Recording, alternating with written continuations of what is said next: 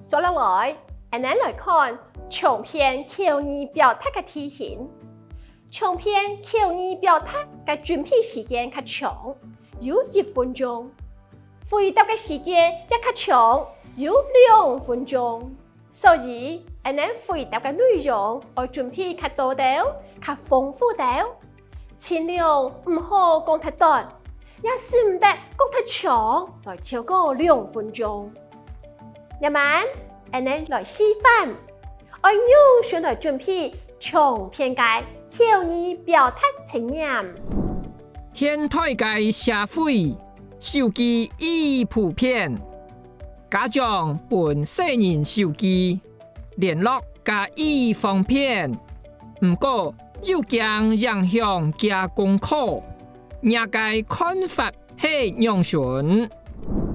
好，按你嘅題目，我哋要用上來思考同回答咯。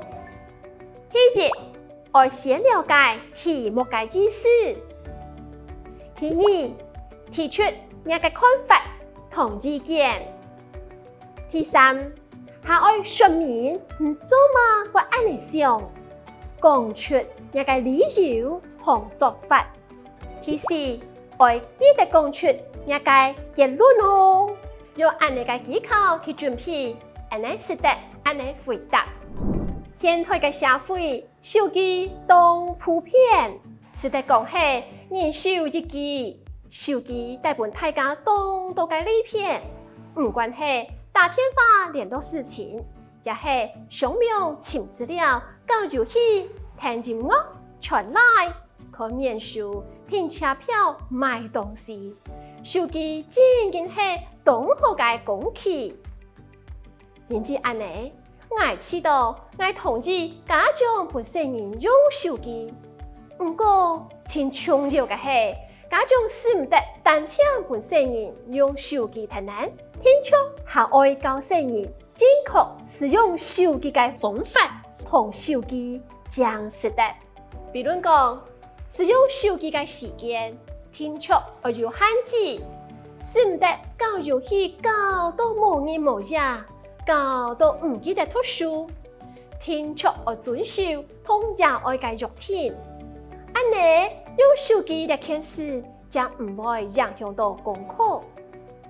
出門在外就要記得用手機保平安，唔好俾野外受理。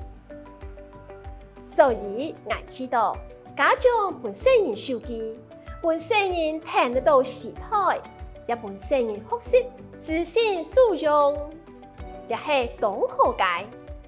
假使將愛同細人有事先聽好規矩同約定，還個要認真遵守做到，按呢細人使用手機嚟看書，將向功課嘅強度都唔會動太咧。以上就是口語表達長篇部分題型的準備方式與回答示範。提醒大家可以多使用客家話的慣用語，比如唔關係、也係、認真按呢、是唔得、太難、聽出、還愛。比如講無日無夜，就唔會聽得到動態咧。假使是得按嚟講，唔單止內容會當豐富，還會有黏黏嘅客家味哦。